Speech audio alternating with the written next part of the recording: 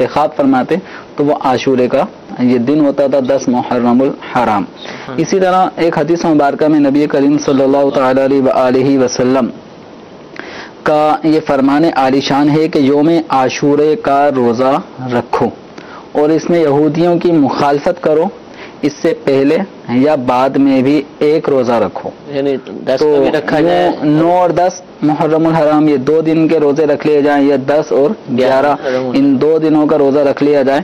تو یوں یہودی چونکہ 10 محرم ہی کا روزہ رکھا کرتے تھے تو ہمیں ان کی مخالفت میں 10 کے ساتھ 9 یا 10 کے ساتھ 11 اس محرم کا روزہ رکھنے کا ایک حکم دیا گیا۔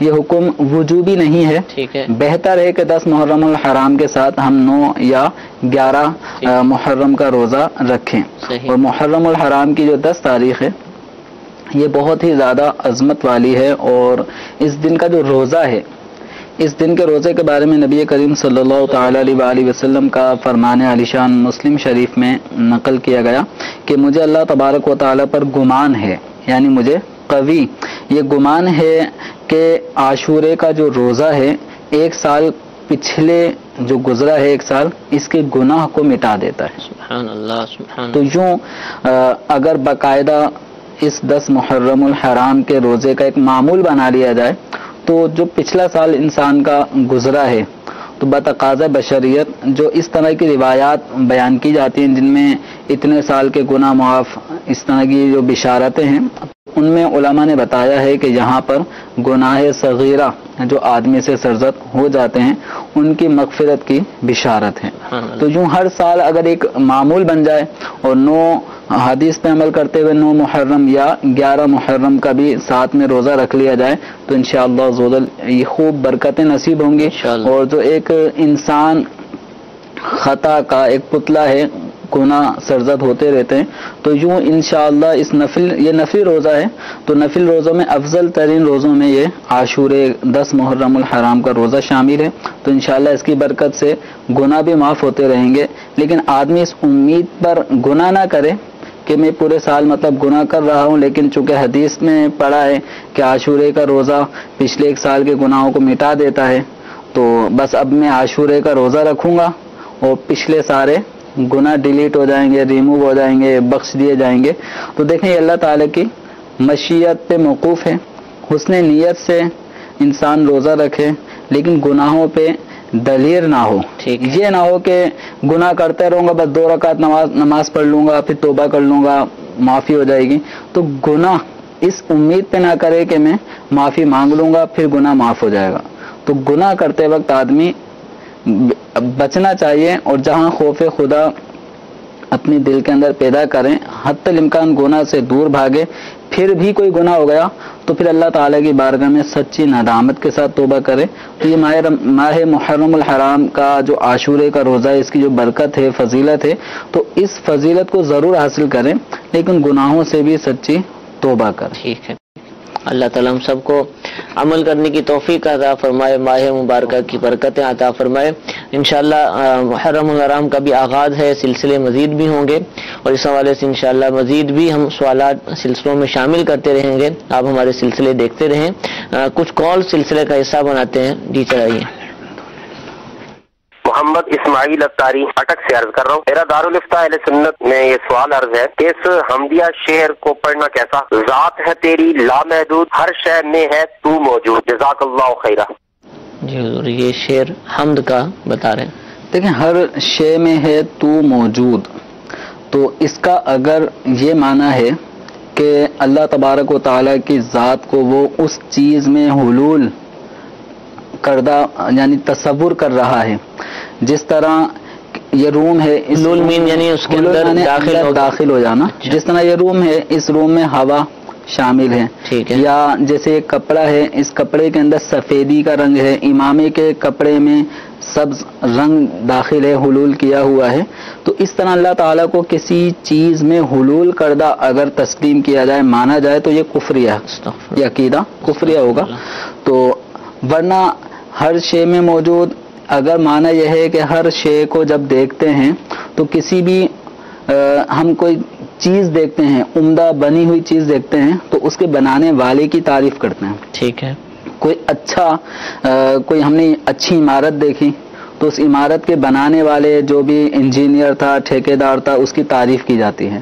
تو اسی طرح اگر یہ مانا ہے کہ ہر شے میں اس کی یادیں ہیں کہ جب بندہ کسی بھی چیز کو دیکھتا ہے تو مخلوق کو دیکھ کے خالق کی یاد آتی ہے، تو اگر یوں ہر چیز کو دیکھ کر قدرت الہی کے مناظر دیکھ کر اللہ تعالی کی قدرت پر اس کا ایمان، ایقان، یقین بڑھ جاتا ہے، تو اس اعتبار سے یہ شعر مطلب اس تعویل کے اعتبار سے درست ہوگا.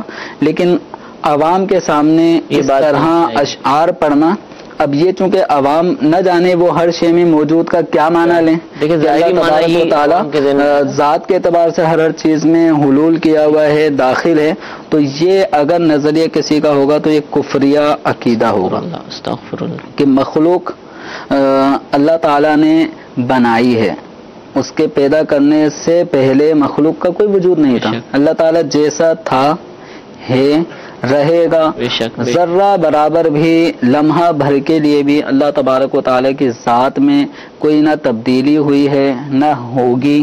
وہ جیسا تھا ویسا ہے اور رہے گا، اس میں کوئی تبدیلی نہیں ہونی، وہ جگہ سے پاک ہے. تو اس اعتبار سے ایسے جو کلمات ہیں وہ عوام کے سامنے مطلب نہیں پڑھنے چاہیے کہ اس سے عقیدہ سننے والے کا کچھ بھی بن سکتا ہے. اگر وہ حلول کرنے والا عقیدہ مان لے گا اللہ تعالیٰ کے لیے تو یہ عقیدہ کفریہ ہے. ٹھیک ہے. تو اگر کوئی پڑھ رہا ہو تو ساتھ میں یہ تعویل بھی بتا دے کہ مراد ہر شے میں ہونے سے یہ ہے کہ ہر شے میں اللہ تعالیٰ کی قدرت کی نشانیاں موجود ہیں، اللہ تعالیٰ کی یاد ہے، اس کا ذکر ہے. تو یہ تعویل بتا کر تو پڑھا جا سکتا ہے، ورنہ نہ پڑھنا چاہیے. اچھا حضور یہ ارشاد فرمائیے کہ اب لکھنے والے کی تو کیا مراد تھی وہ جانے، اور اس کے اوپر جو بھی حکم شریعت آئے گا. ایک اس نے لکھا، کسی نے کسی کتاب میں شائع کر دیا، اب ایک شخص پڑھ رہا ہے ویسے ہی اس کا مطالعہ کر رہا ہے اور مطالعے میں آتا ہے، تو اب اس کو یہ تعویلیں نہیں پتہ جو آپ فرما رہے ہیں نا کہ اس کا یہ معنی مراد لیں کہ تو یہ حکم ہے، یہ لیں. تو ایک نارمل شخص ہے، وہ ایک اچھی نیت سے پڑھ رہا ہے، تو اس کو کیا کہیں گے؟ صرف پڑھنے سے بھی اس کی طرف کوئی حکم آ جائے گا، یا اس کو بھی کوئی نظریہ قائم ہوگا، یا اس کو کوئی نظریہ نہیں ہے تو اب کوئی حکم نہیں لگے گا؟ دیکھیں اس میں تعویل کی گنجائش تو ہے ہر شے میں موجود. اب یہ اگر ذات موجود ہے، جب وہ لفظ پڑھے گا اس کے ذہن میں کوئی تو اس کا مفہوم آئے گا. اس میں جب تک وہ واضح نہیں کرے گا ہم اس کے اوپر تو کوئی حکم نہیں لگائیں گے. ٹھیک ہے. یہی وجہ ہے کہ علماء نے فرمایا ہے کہ اللہ تبارک و تعالیٰ کی ذات کے بارے میں جو عقائد ہیں، علم ہے، وہ عوام سے یوں پکڑ کے نہیں پوچھیں گے تم اللہ تعالیٰ کے بارے میں، اس کی اس صفت کے بارے میں کیا سمجھتے ہو، کیا سوچتے ہو، تمہارا کیا خیال ہے. تو کسی بھی عوام میں سے کسی کو اللہ تعالیٰ کی ذات و صفات کے بارے میں پوچھ گچھ نہیں کریں گے، کوریدیں گے نہیں کہ تم اللہ تعالیٰ کو یہ مانتے ہو، کیسے مانتے ہو، کیوں مانتے ہو.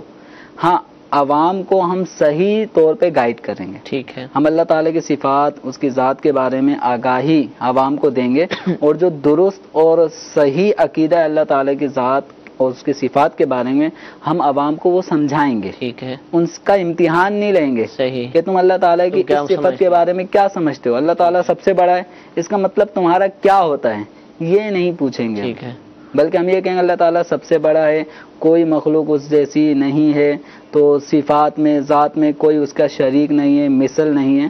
ہم عقیدہ واضح کریں گے. اور اگر کوئی تفصیلی طور پہ پڑھنا چاہے تو بہار شریعت کا پہلا حصہ ہے، اس میں اللہ تبارک و تعالیٰ کی ذات و صفات کے بارے میں تفصیلی طور پہ عام فہم، مطلب اردو میں لیکن ابھی اس قدر بھی شکایت ہے کہ سمجھ نہیں آتا اردو میں. مطلب اہل علم بھی کہہ رہے ہوتے ہیں کہ وہ جو اس کے عقائد لکھے ہوئے ہیں وہ عقائد بالکل برحق ہیں، لیکن ان کے جو مرادیں، مفہوم وہ اب یہ خیر نہیں حاصل ہو لیکن جو پاتے ہیں. پڑھے گا کیا کریں یعنی تو اس کے ذہن میں ایک سوال قائم ہوگا. ٹھیک ہے. سوال قائم ہوگا تو اہل علم سے رابطہ کرے گا، کلیئر ہوگا، واضح ہوگا. ٹھیک ہے. تو اردو زبان میں اس وقت جو مستند مواد اللہ تعالیٰ کی ذات و صفات کے بارے میں جو عقائد ہیں ان کا بیان بہار شریعت کے پہلے حصے میں اس کا مطالعہ کریں. امیر اہل سنت دامت برکاتہم العالیہ کی کتاب کفریہ کلمات کے بارے میں سوال جواب، اس میں مختلف پہلوؤں پہ کلام کیا گیا ہے. اللہ تبارک و تعالیٰ کی ذات و صفات پر بھی اچھا اور کافی مدلل کلام یہاں پہ موجود ہے. اور اللہ تعالیٰ جو باتیں نہیں کہنی چاہیے وہ لکھی جو ہوئی ہے کہ اللہ تعالیٰ کے بارے میں جو ایسے عقیدے جو کفریہ ہیں, جی جی اسلام ان کی ذرہ برابر بھی گنجائش نہیں دیتا, ان کی وضاحت کی گئی ہے کہ اللہ تعالیٰ کے بارے میں ایسے عقیدے نہیں رکھ سکتے, صحیح عقیدہ یہ ہے. ٹھیک ہے. تو یہ بہار شریعت کا پہلا حصہ اور امیر اہل سنت کی کتاب ہے کفریہ کلمات کے بارے میں سوال جواب. ان دونوں کا اگر مطالعہ کریں گے تو کافی حد تک اپنے ایمان کے حوالے سے بہت کچھ سیکھنے کو ملے گا. ٹھیک ہے انشاءاللہ. اور ایک اگر آڈیو آپ سننا چاہیں کہ سمجھنا چاہیں, ایک تو آپ کو لکھے ہوئے مسائل کا مشورہ دے دیا گیا کہ بہاری شریعت کی کا جو پہلا حصہ اس کا مطالعہ کیجئے, امیر اہل سنت دامت برکاتہم العالیہ کی کتاب کفریہ کلمات کے بارے میں سوال جواب اس کا مطالعہ کیجئے. اور اس کے علاوہ بھی الحمدللہ اگر آپ سننا چاہیں, سن کر سیکھنا چاہیں تو دعوت اسلامی کے عالمی مدنی مرکز فیضان مدینہ میں چند سال پہلے 63 روزہ فرض علوم کورس کا انعقاد کیا گیا تھا.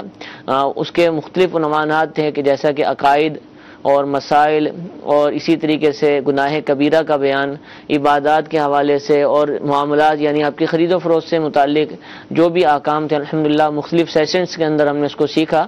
اس کا ایک حصہ تھا عقائد کے حوالے سے, اور اس کے جو ابتدائی موضوعات تھے وہ اللہ تعالیٰ کی ذات و صفات سے متعلق ہی تھے. تو اگر آپ وہ سننا چاہیں تو دعوت اسلامی کی ویب سائٹ سے فرض علوم کورس کے نام سے آپ اس کو ڈاؤن لوڈ کر سکتے ہیں. اس کا میموری کارڈ بھی اور غالباً سی ڈی بھی مکتبۃ المدینہ نے شائع کی تھی, آپ اس کو بھی حاصل کر سکتے ہیں. آپ ان کے ذریعے ان کو سن کر اپنے موبائل میں اپنے کسی اور ڈیوائس کے اندر آپ ان کو سیو کر لیجئے اور سنیے, انشاءاللہ عز و جل بہت زیادہ فائدہ حاصل ہوگا. کالز ہمارے پاس موجود ہیں, ایک کال بھی چلا دیجیے اور جو 7 محرم والی کال کا کہا گیا ہے اس کو بھی چلا دیا جائے. میرا سوال یہ ہے کہ مزار پہ خاتون جا سکتی ہیں یا نہیں؟ جی, اب محرم الحرام میں یہ بڑھ جاتا ہے مزارات پر جانا, لیکن مسئلہ تو عام ہے. جی جی, اسلامی بہنوں کا مزارات پر حاضر ہونا یہ کیسا؟ مزارات اولیاء ہوں یا عام مسلمانوں کی قبریں ہوں تو خاتون کا باقاعدہ بالقصد اس طرح مزارات پہ یا قبرستان جانا یہ منع ہے. ٹھیک ہے. البتہ بارگاہ رسالت صلی اللہ تعالی علیہ وسلم کی حاضری ایک جدا گانا بات ہے کہ وہ قریب با واجب ہے, تو وہ مرد ہو یا عورت تو سب کو بارگاہ رسالت صلی اللہ تعالی علیہ وسلم میں حضور کے روضے پر حاضر ہونا چاہیے, یہ سعادت مندی سے محروم نہیں رہنا چاہیے. البتہ مزارات اولیاء یا دیگر قبرستان میں مسلمان اپنے اقربا ہیں تو ان کے لیے قصد کر کے عورت کا سفر کرنا یا جانا یہ منع ہے.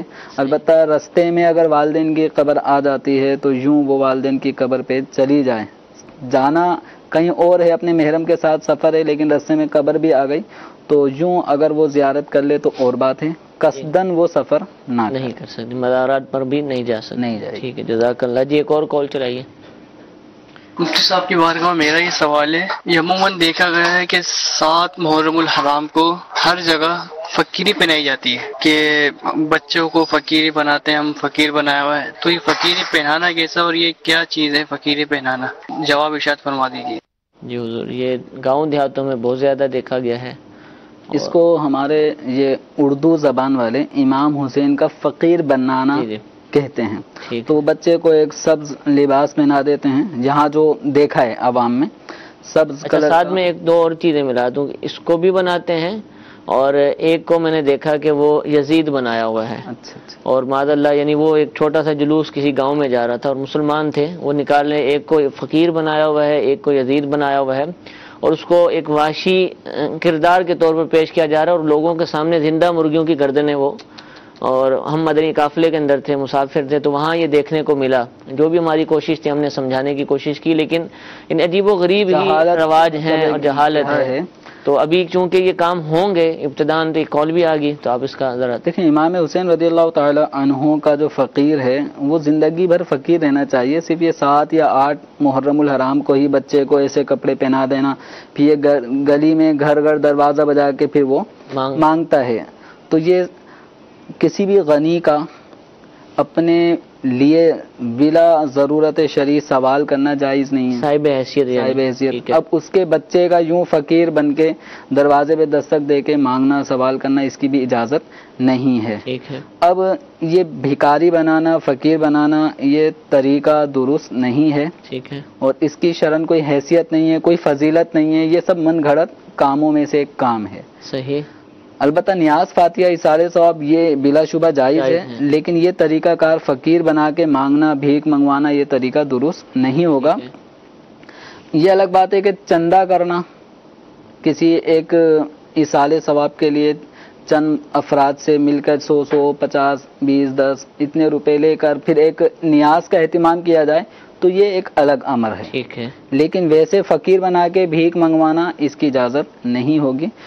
دوسرا جو آپ نے کہا کہ وہ ایک گروپ جو ہے وہ یزیدی لشکر بن گیا اور ایک کو فقیر امام حسین رضی اللہ اچھا، یہ بھی دیکھا کہ وہ ایک ٹھیلے والا کھڑا، اس کی ٹھیلے کو الٹ دیا، یعنی ایک طرح کا ظلم اور جبر زیادتی اب وہ کا ایک منظر حقیقت میں رہے، لیکن لوگوں کا بھی نقصان ہو رہا ہے اور ایک ناجائز کام کی قطعاً اس طرح کی شوٹنگ اور ایکٹنگ کی قطعاً اجازت نہیں ہے.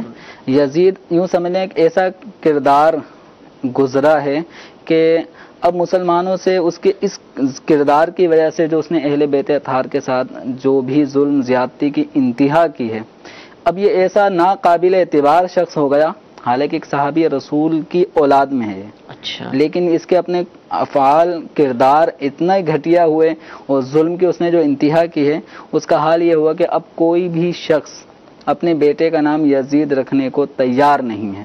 جب نام یزید رکھنے کو تیار نہیں تو اب یہ جو آپ نے مدنی قافلے میں اس علاقے میں دیکھا کہ وہ یزیدی کردار ادا کیا جا رہا ہے، ظلم ستم، چیزیں الٹنا پلٹنا، مرغی، زندہ مرغی کی گردن کو یوں توڑ دینا، چیر دینا، اور وہ جلوس جس انداز سے گزر رہا ہے، ایک وحشت پیدا کی جا رہی ہے، شور شرابہ، یعنی تیزی سے گزر رہے ہیں، تو اب لوگ بھی پریشان، انجوائے بھی کر رہے ہیں، لیکن ایک عجیب و غریب. اسلام اس طرح کی خرافات کی قطعاً اجازت نہیں دیتا کہ کربلا میں جو کچھ ہوا ہم اس کو یعنی تصور نہیں جما سکتے کہ جو کچھ ہوا ہے یقیناً ہوا ہے، لیکن انتہا درجے کی سفاکی کے ساتھ ہوا ہے، ظلم و ستم کے ساتھ ہوا ہے.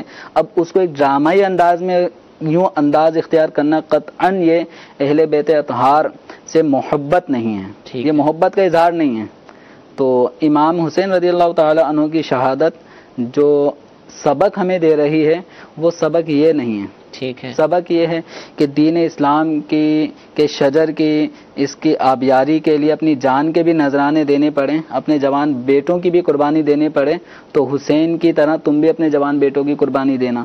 بلکہ اگر 6 ماہ کے علی اصغر جیسے کی بھی قربانی دینی پڑے تو اس کے لیے بھی تم نے حسین کا کردار ادا کرنا ہے، اس کے نقش قدم پہ چلنا ہے. تو امام حسین رضی اللہ تعالیٰ عنہ کی شہادت یہ بہت بڑا ایک سبق ہے. صحیح. اس میں حق و باطل کی ایک بالکل وضاحت ہے کہ حق یہ ہے، باطل یہ ہے. اور امام حسین رضی اللہ تعالیٰ عنہ بھی اس دنیا سے آپ نے پردہ فرمایا، اور آپ کے مد مقابل جو بھی تھے خون خار، سفاک، ظالم، ہنجار، ان سب کو بھی موت نے دبوچا، لیکن حسین کا نام زندہ ہے، یزید کا نام مٹ گیا. صحیح. دونوں کی اس دنیا سے جانے کا وقت مقرر تھا، وہ ہوا، لیکن ایک کا نام زندہ ہے، ایک کا نام بالکل کوئی رکھنے کو تیار نہیں ہے. حسین نام کے بہت ملیں گے، بلکہ غلام حسین ملیں گے. قیامت تک یہ نام مسلمانوں کے ایک نشانی ہے، ایک محبت بھرا نام ہے. نبی کریم صلی اللہ تعالی علیہ وسلم کے نواسے کا نام ہے، اور آپ صلی اللہ تعالی علیہ وسلم نے یہ نام خود رکھا ہے. تو اب یہ نام زندہ ہے. تو اس حوالے سے حسینی کردار کو ادا کیا جائے.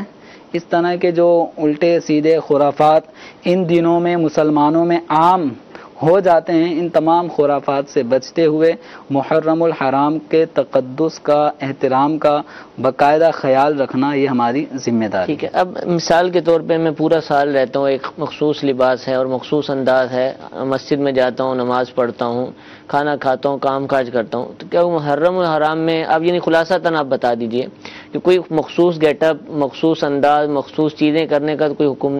ایسا نہیں ہے، جیسے نارمل ڈیز ہیں ویسے ایسا نہیں ہے کہ ہم نے فلاں مخصوص قسم کے کپڑے پہننے، تو یہ کپڑے پہننے کا نام جو ہے وہ گویا محرم منایا جا رہا ہے. ٹھیک ہے. نارمل ہی لائف جو ہے اسی انداز میں رہنا ہے. کوئی نہ یہاں پہ چمکیلے بھڑکیلے کپڑے پہننے کی کوئی ترغیب ہے، نہ کسی قسم کے سوگ منانے جیسی کیفیت۔ ٹھیک ہے، جو اصال ثواب کے معاملات ہیں جائز طریقے سے وہ کیے جائیں، تو ان چیزوں سے بچا جائے، محفوظ رہا جائے۔ اور اگر کسی نے کوئی ایسا ناجائز کام کیا تھا، جیسے کہ مفتی صاحب نے ابھی کچھ وضاحتیں بھی ارشاد فرمائیں، تو اس کو چاہیے کہ اللہ کی بارگاہ میں توبہ بھی کرے، اور ایسا کرنے والے ہیں اگر کوئی لوگ ارادہ رکھتے ہیں، اور ان کو بھی چاہیے خود رک دیں، یا دیگر جو ان کے ساتھ مسلمان ہیں ان کو چاہیے کہ ان کو سمجھائیں، ترغیب دلائیں۔ ہمارا یہ سلسلہ ہے، اس کا مدنی گلدستہ اگر بنے تو وہ ان کو دکھایا جائے۔ ویب سائٹ سے دعوت اسلامی کی ڈاؤن لوڈ کر کے آپ اس کو دیکھیے، انشاءاللہ اس کے فائدے ہوں گے۔ ایک اور کال سلسلے میں شامل کرتے ہیں، جی چلائیے۔ میرا سوال یہ ہے کہ میں تندور کا کام کرتا ہوں، اگر جیسے میں 10 تاریخ والے دن کام کرتا ہوں تو لوگ اعتراض کرتے ہیں، بولتے ہیں 10 تاریخ کو کام نہیں کرنا چاہیے، ایسا کرنا کیسا؟ جی، 10 محرم الحرام کو کام کرنے سے، یعنی واقعتاً ایسا ہے کہ معاشرے کے اندر اس کو اکثریت تو کرتی نہیں ہے، چھٹی ہی ہوتی ہے ہر طرف سے، لیکن ایک آدمی ہے، غریب آدمی ہے، مزدور ہے، وہ کام کرنا چاہتا ہے تو اس کو ایک برا بلا کہا جاتا ہے۔ اچھا، اس میں یہ ہے کہ کریانے والے کو کوئی برا بلا نہیں کہے گا، کھانے پینے کی چیزیں ہیں، اس طرح کی چیزیں، یہ دکانیں تو نا وہ مستثنا ہے، لیکن ہاں یہ کماتے رہے، یہ عید والے دن بھی کمائیں اور ہر دن کمائیں، جائز ہے ان کے لیے۔ لیکن ایک شخص مزدوری کرتا ہے، محنت کرتا ہے، وہ فری لانس کہیں کام کرتا ہے، اس پر کلام ہوگا کہ تم 10 محرم الحرام کو کام کرنے آ گئے، تو یہ کیا ہے؟ دیکھیں، کسی بھی دن کوئی گھنٹہ کوئی منٹ ایسا نہیں ہے کہ شریعت مطہرہ نے اس گھنٹے منٹ میں کام کاج کرنے سے منع کیا ہو، ٹھیک ہے، سوائے اس کے کہ جب جمعے کے دن جمعے کا وقت آ جائے، اذان ہو جائے تو اب کاروبار چھوڑ دینا ہے۔ یہ کب قرآن تک؟ کا حکم، یہ قرآن کا ٹھیک حکم ہے، کب تک؟ جب تک کہ نماز کی ادائیگی نہ کر لی جائے۔ ٹھیک ہے، نماز کی ادائیگی کے بعد پھر اپنے کاروبار کی طرف انسان جا سکتا ہے۔ ٹھیک ہے، تو یہ ایک مخصوص لمحہ ہے جو ہر جمعے اذان جمعہ سے لے کے نماز جمعہ کی ادائیگی تک۔ اب اس کا یہ مطلب نہیں ہے کہ نماز بھی نہیں پڑھنی اور کاروبار بھی نہیں کرنا، یہ جو کاروبار سے منع کیا گیا ہے نماز کی ادائیگی اور اس کی صحیح کے لیے منع کیا گیا ہے۔ تو اب یہ نہیں کہ جمعہ نہیں پڑھنا تو کام کر رہے ہیں کہ ہم تو جمعہ نہیں پڑھتے تو اس لیے کام کریں گے، تو یہ دونوں قسم کے گناہ ہو رہے ہیں۔ ایک حکم ربی کو ٹالا جا رہا ہے، دوسرا نماز جمعہ بھی ادائیگی نہیں کی جا رہی۔ باقی کوئی دن، کوئی مہینہ، کوئی ہفتہ، کوئی لمحہ ایسا نہیں ہے کہ جس میں جائز اور حلال اگر کوئی روزگار حاصل کرنے کے لیے کام کرتا ہے، محنت مزدوری کرتا ہے تو ناجائز ہو۔ ٹھیک ہے، بلا شبہ جائز ہے۔ تو 10 محرم الحرام کو بھی کوئی غریب اگر اس کے حلال کے لیے، کسب معاش کے لیے اگر وہ آن ڈیوٹی ہوتا ہے، ڈیوٹی پہ جاتا ہے تو بلا شبہ اس کی یہ نوکری پہ جانا بھی جائز ہے۔ بہت سارے ہمارے حکومتی ادارے عملے اس 10 محرم کو بھی وہ آن ڈیوٹی ہی ہوتے ہیں، پولیس والے ہیں، دیگر بالکل آن ڈیوٹی ہوتے ہیں، تو ان پہ کلام کیوں نہیں ہو رہا؟ ٹھیک ہے، ایک غریب اگر وہ ریڑھی لگا لیتا ہے یا کوئی مزدور ہے وہ اینٹ بلاک چڑھا رہا ہے، مستری ہے، کچھ کام کر رہا ہے تو اس پہ، یا ایک عام نارمل کاروبار کرنے والا ہے اس کے اوپر اعتراض کرنا یہ اس کی دل آزاری ہے۔ ٹھیک ہے، اور آپ کو کیا معلوم کہ وہ بیچارہ جو اس چھٹی کے دن بھی، جس کو گورنمنٹ نے عام تعطیل کا ایک حصہ بنا دیا، اس دن بھی وہ کام پہ جا رہا ہے، کیا مجبوری ہے اس کو؟ ٹھیک ہے، مجبوری ہے، تو اس لیے کسی کی مجبوری کا مذاق نہیں اڑایا جائے، اور قطعاً ایسا کوئی شرعی حکم نہیں ہے کہ 10 محرم الحرام والے دن کوئی کام پہ جائے گا تو گناہگار ہوگا۔ ٹھیک ہے، ہم مدنی چینل اگر 10 محرم الحرام کو دیکھیں گے، جی جی، اس کا مدنی عملہ بھی تو آئے گا، تو مدنی چینل شروع ہوگا نا، کیمرہ مین ہے، دیگر مدنی عملہ ہے، تو یہ اچھا یہ ارشاد فرمائیے کہ دوسری طرف سے کہ ہم جس مثال کے طور پہ اپائنٹمنٹ کرتے ہیں یا کسی کے ہاں امپلائی ہوتے ہیں تو کیا وہ یہ کہہ سکتا ہے بھئی 10 محرم آ رہی ہے مجھے چھٹی دو؟ مثال کے طور پر مالک کہتا ہے کہ آپ کو 10 محرم الحرام والے دن بھی آ کر کام کرنا ہے، تو میں کہہ سکتا ہوں کہ بھئی چھٹی ہے، سب لوگ نہیں آتے تو لہذا مجھے بھی چھٹی ہی ہونی چاہیے، یا اس میں کوئی تو اجارے کا معاملہ ہے نا؟ اچھا، اس میں کیا ہو سکتا ہے؟ اجارے میں اس سیلری کا جو بھی ایگریمنٹ ہو رہا ہے جی، تو اس میں آپس میں جو طے شدہ اصول کے مطابق، جیسے عام طور پہ اتوار کا دن چھٹی کا ہے، عید بقرعید کے دن چھٹی ہوتی ہیں، تو اسی طرح یہ عام تعطیل جو ہمارے پاکستان میں 9-10 محرم الحرام کو یہ چھٹی رہتی ہے، تو ان دنوں میں اگر کوئی چھٹی کا مطالبہ کرتا ہے اور اگر مالک جو ان سے آفیسر ہیں وہ کہتے ہیں نہیں آپ کو چھٹی نہیں ملے گی، ٹھیک ہے، تو پھر ہمارے یہاں یہ ہوتا ہے کہ پھر وہ دن جو یہ ڈیوٹی پہ آ رہا ہے جو عام تعطیل ہے تو اس کی پھر وہ double over time type over time والی صورت بن جاتی ہے. اگر وہ کہتا ہے اوور ٹائم بھی نہیں ہوگا لیکن آپ کو آنا پڑے جو گا, ملتا ہے وہی دوں گا, وہی ملے گا. ٹھیک ہے تو اب ایسی صورت میں نہیں آتا تو چھٹی کی صورت میں کٹوتی ہوگی. ٹھیک ہے, یعنی اس کے ایگریمنٹ میں جو ہے وہ اس کو استثناء کر لیا جائے, ایگزمپشن ہو, تو پھر کیا ہوگا؟ اگر جیسے اتوار کے دن کی گورنمنٹ اداروں میں چھٹیاں ہیں, اسی طرح بعض دینی اداروں میں جمعے کے دن چھٹیاں طے ہوتی ہیں تو اساتذہ نہیں آتے پڑھانے تو ان کی تنخواہ نہیں کٹتی. تو اسی طرح 10 محرم الحرام کا دن بھی اگر اکثر یہ ہے کہ تعطیل ہی ہوتی ہے تو جو مسلمان اس دن کام پہ نہیں آتا تو اس کی تنخواہ نہیں کٹے گی. ٹھیک ہے, عام طور پہ یہ اب یہ کیٹرنگ والا ہے, کچن والا ہے, وہ تو چھٹی نہیں دے گا نا, اس کا تو کاروبار کا دن ہے. ہاں, تو اب اس کا اگر کاریگر مطالبہ کرے کہ پورے پاکستان میں چھٹی ہے مثال کے طور پر, تو وہ روک سکتا ہے چاہے تو, اگر ایگریمنٹ میں چھٹی نہیں, اگر چھٹی نہیں ہے تو وہ روکے گا. اب اگر یہ نہیں رکتا اور چلا جاتا ہے تو پھر اس صورت میں تنخواہ نہیں پائے گا اس دن کی. ٹھیک ہے, ٹھیک ہے, یا جتنے دن ٹائم اس نے کم دیا تو تنخواہ کٹے گی. ٹھیک ہے جی, ایک اور کال چلائیے گا. میرا سوال یہ ہے کہ میرے والدین اس ٹائم حج پہ گئے ہوئے ہیں, اور اگر حج کے دوران کوئی اگر ان سے غلطی ہو جاتی ہے تو ان کا دم ہوتا ہے. تو یہ مجھے معلوم یہ کرنا تھا کہ اگر ہم کو یہ دم دینا ہے تو یہ ہم یہاں پر جو ان گروپ سے گئے ہیں ان کو اگر ہم یہاں پر پیسے دے رہے ہیں تو یہ ہمیں بول رہا ہے کہ ہم آپ کا دم وہاں پر کر دیں گے, آپ ہمیں پیسے یہاں پر جمع کروا دیں, تو یہ صحیح ہے یا نہیں؟ مشاہدہ کیا ہے کہ ایسا کہنے والے کر دیتے ہوں گے. بظاہر تو یوں لگتا ہے کہ قربانی کے بھی لالے پڑے ہوتے ہیں کہ قربانی کا کہا تو جاتا ہے, لیکن کئی دفعہ سنا ہے کہ ٹھیک نہیں ہو پاتی. تو یہ دم, حالانکہ دم میں اس کا کوئی فائدہ نہیں ہے, یعنی اس کو کوئی ایسا نہیں ہے کہ دم ادا کرے گا تو اس کو کچھ ملے گا, وہ گوشت بھی آگے چلا جائے گا سب کچھ. اب اس میں بعض جو دینی مذہبی ذہن رکھنے والے جو کاروان کے ذمہ دار ہوتے ہیں تو وہ باقاعدہ اس معاملے میں اپنے حجاج کا تعاون کرتے ہیں. جب انہوں نے ایک پورا پیکج ہے, جتنے بھی 4.5 لاکھ جتنے بھی لاکھ کا ان کا پیکج ہوتا ہے, اس میں لازمی بات ہے یہ اپنے حجاج کی خیر خواہی کرتے ہیں, ان کی ہر طرح کے آرام کا خیال رکھتے ہیں تاکہ آئندہ سال بھی ان کے متعلقین وہ ہمارے کاروان سے حج پہ جائیں. تو اس طرح یہ دم وغیرہ جو لازم ہو جاتے ہیں تو اس طرح کے آپشن بھی, جو کہ رابطے تو ان کے ہوتے ہیں, سالہ سال سے ان کے وہاں کے ہر طرح کے لوگوں سے رابطہ ہے, مختلف قسم کی فرم سے ان کا رابطہ ہوتا ہے جہاں سے یہ قربانی کے جانور قربانی کے حوالے سے جو حجاج متمتع قارین ان کو قربانی کرنی ہوتی ہے تو اویلیبل کرتے ہیں یہ. تو اسی طرح یہ دم لازم ہو جائے تو اس طرح کا بھی اہتمام بعض کاروان والے باقاعدہ کرتے ہیں. تو اگر ان کو یہ رقم دے دی جائے اور وہاں پر وہ قربانی کر دیں حدود حرم میں تو قربانی ادا ہو جائے گی, دم ادا ہو جائے گا. یہ ان کی اولاد بھی یہاں سے رقم جمع کروا سکتی ہے, خود اس کا وہاں دینا ضروری نہیں.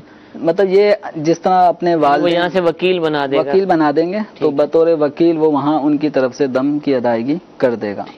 اچھا, میاں بیوی جیسے گئے, بزرگ گئے ہوئے, والدین ہیں, وہ دم لازم آیا دونوں پر, تو ایک بکرا دونوں کی طرف سے ہو جائے گا جو بھی جانور ذبح کرنا ہے. دم آ گیا والدین پر, تو میں دم ادا کرنے جا رہا ہوں, آیا دو پر تھا لیکن وہ ایک ہی, جیسے قربانی میں لوگ کر رہے ہوتے ہیں, بکرا بکری دمبا بھیڑ جو اپنی شرائط کے مطابق ہے یہ ایک ہی دم کے لیے کفایت کرتا ہے. ایک آدمی پہ اگر 2 دم لازم تھے تو یہ ایک بکرا 2 دم میں کافی نہیں ہے, 2 الگ الگ قربانی کرنی پڑیں گی. اگر ایک بڑا جانور ہے گائے اونٹ وغیرہ تو وہ 7 دم ان میں ادا کیے جا سکتے ہیں, چاہے ایک ہی آدمی پہ 7 دم لازم ہوئے ہوں مختلف اعتبار سے, یا مختلف افراد پہ دم لازم ہوئے تھے تو وہ ایک بڑا جانور یعنی اونٹ گائے بیل وغیرہ اس میں شرکت کر کے وہ دم کی ادائیگی میں قربان کر سکتے ہیں. اگر والدین ہیں یا تو کوئی سے بھی 2 شخص ہیں تو الگ الگ ہے, تو الگ الگ ہی ہوگا. اور یہ بھی ذہن میں رکھ لیں دم والی جو قربانی ہوتی ہے اس کا گوشت نہیں کھا سکتے. اچھا, نہیں لے سکتے. ہاں, اس کا کھا نہیں سکتے. قربانی کا جو عام گوشت ہوتا ہے جس کے 3 حصے کیے جاتے ہیں, یا جو قارن یا متمتع جو قربانی کرتا ہے اس کا گوشت بھی وہ کھا سکتا ہے, حج کی جو قربانی ہوتی ہے. لیکن جو دم والی جو قربانی ہے اس کا گوشت صدقہ کرنا ہوگا, یہ خود نہیں کھا سکتے. اچھا ٹھیک ہے, جزاک اللہ. جی ایک اور کال چلائیے. مفتی صاحب کی بارگاہ میں ایک سوال عرض ہے کہ اگر کوئی شخص انسانی بالوں کو مختلف ذرائع سے حاصل کر کے ان کو سیل کرنے کا کاروبار کرتا ہو اور اس کا فقط ایک یہی کاروبار ہو تو وہ کاروبار کرنا کیسا؟ نیز یہ بھی ارشاد فرما دیجئے کہ اگر وہ دعوت پر بلائے تو اس کی دعوت پر جا کر کھانا کیسا؟ جزاکم اللہ خیرا و احسن الجزا. آمین آمین. جی حضور.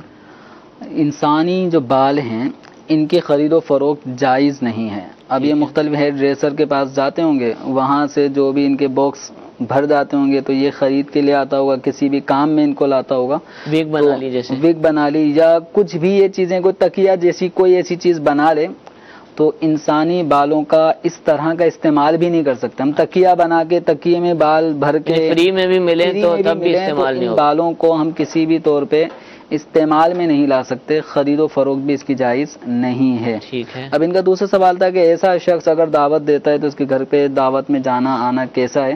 تو دیکھیں, اگر اس کے پاس جو بھی اگر انہی بالوں کی کمائی اس کے پاس ہوتی ہے, یہ کہہ رہے ہیں کہ اس کا یہی کام ہے, تو اب یہ ہے کہ اس میں جب وہ کوئی کھانے پینے کی چیزیں خریدے گا, آٹا دال چینی اس طرح کے آئٹم خریدنے, تو ایک بہت بڑی تعداد وہ ہے ہمارے مسلمانوں میں کہ جن کا لگا بندہ راشن آتا ہے. وہ 10 کلو آٹا آ گیا تو 5 کلو یہ آ گیا, چینی آ گئی, تو یہ سب پیمنٹ کر رہے ہوتے ہیں بعد میں. ٹھیک ہے. سارا سامان ان کا پورے مہینے 10 دن 15 دن کے حساب سے وہ ایڈوانس میں آ رہا ہوتا ہے, وہ گھر میں خرچ ہو رہا ہوتا ہے. تو اس طرح ان چیزوں میں حرمت پیدا نہیں ہوگی جو یوں خریدی گئی, اور پیمنٹ بعد میں حرام پیسوں سے اگر وہ کرتا ہے تو خریدی ہوئی چیزوں میں حرمت نہیں آئی. البتہ ایسا اگر کوئی ناجائز ہی کام کرتا ہے تو اس کی اصلاح کی جائے, اس کو سمجھایا جائے, اس کو کسب معاش حلال اس کے ذرائع اس کے سامنے رکھے جائیں, آپ یہ کر لیں یہ کر لیں, لیکن اس حرام کام سے اس کو روکنا, جو جس قدر روک سکتا ہے اس اعتبار سے روکے. جو نیک پرہیزگار متقی شخصیات ہیں, پیر صاحبان علماء, وہ اس ایسے آدمی کے ہاں کھانے سے گریز کریں. ٹھیک ہے. کہ جس کی کمائی کا صرف ایک ہی ذریعہ ہے, وہ ذریعہ اس کا احساس پیدا ہو کہ عام شخصیت میرے ہاں نہیں آئی. لیکن اگر کوئی کھا لیتا ہے تو گناہ گار نہیں ہوگا جب تک کہ سامنے رکھی گئی چیز کے حرام ہونے کا یقینی طور پہ پوچھے گا اس سے کہ بھئی آپ نے جو مجھے کھلایا ہے, مجھے کھلائیں گے دعوت پہ, کیا ہوگا, پوچھے گا یا بس؟ یہ سوال نہیں کیا جائے گا, یہ سوال نہیں کریں گے کہ آپ نے جو حرام کے پیسوں کے کہ حلال کے پیسوں کے, تو یہ سوال کرنے کی ممانعت کا بھی باعث ہو سکتا ہے. یہ ممانعت ہے. البتہ جو خرابی آپ دیکھ رہے ہیں اس کو سمجھایا جائے. اچھا, یہ بھی کیسے طے ہو گیا کہ اس کا ایک ہی کام ہے؟ ہو سکتا ہے کہ وہ اندرون خانہ کوئی ایسا کام کرتا ہو کہ جو آپ کو نظر نہیں آتا ہے. بالفرض یہ ایک ہی کام جیسے فرض کر لیں تب تو یہ حکم ہے جو آپ نے ایک اچھی میں بدگمانی کے اعتبار سے کہہ رہا ہوں کہ ذہن بنا کر بیٹھے ہوئے اس کا کام ہی یہ ہے. بہت سارے ذرائع کسی بھی آدمی کے ہو سکتے ہیں. کرائے کے مکان اس نے دیے ہوئے ہیں, ٹھیک ہے, وہ کرایہ ہر مہینے وہاں سے آ رہا ہے, یا بی سی کھل گئی, ٹھیک ہے, اب وہ بی سی کی رقم بھی آ گئی, ان بی سی کی رقموں سے وہ گھر کے کچھ اخراجات کر رہا ہے, کام کاج میں لا رہا ہے. تو اس میں بہت سارے ذرائع ہیں جو کسی بھی آدمی کی آمدنی میں حلال طور پہ پائے جاتے ہیں. ٹھیک ہے, ٹھیک ہے. تو ہم بدگمانی نہ کریں, لیکن جو ہمیں خرابی معلوم ہوئی ہے ہم اس خرابی میں اچھے انداز میں اس کی اصلاح کریں. ٹھیک ہے, جزاک اللہ. میٹھے میٹھے اسلام بھائیو, سلسلہ آپ نے ملاحظہ فرمایا, وقت سلسلے کا ختم ہو چکا ہے. عشاء کی نماز عالمی مدنی مرکز میں 8 بجے ہے, اور الحمدللہ عز و جل امیر اہل سنت دامت برکاتہم العالیہ محرم الحرام کے جو یہ جاری دن ہیں, روزانہ ہی انشاءاللہ عز و جل عشاء کی نماز کے بعد مدنی مذاکرہ فرمائیں گے. 11 محرم الحرام تک مسلسل انشاءاللہ عز و جل یہ مدنی مذاکروں کا سلسلہ جاری رہے گا. کچھ ہی دیر میں اذان عشاء ہوگی, نماز عشاء کے بعد انشاءاللہ یہ بابرکت سلسلہ شروع ہو جائے گا. اس کو بھی دیکھنے کی نیت فرمائیے. اللہ تعالی ہم سب کو عمل کی توفیق عطا فرمائے. آمین بجاہ النبی الامین. صلو علی الحبیب صلی اللہ تعالی علی محمد صلی اللہ علیہ وسلم. ارے کیسے زندگی, آؤ علماء سے پوچھ لے, آئے جو مشکل پیش کوئی,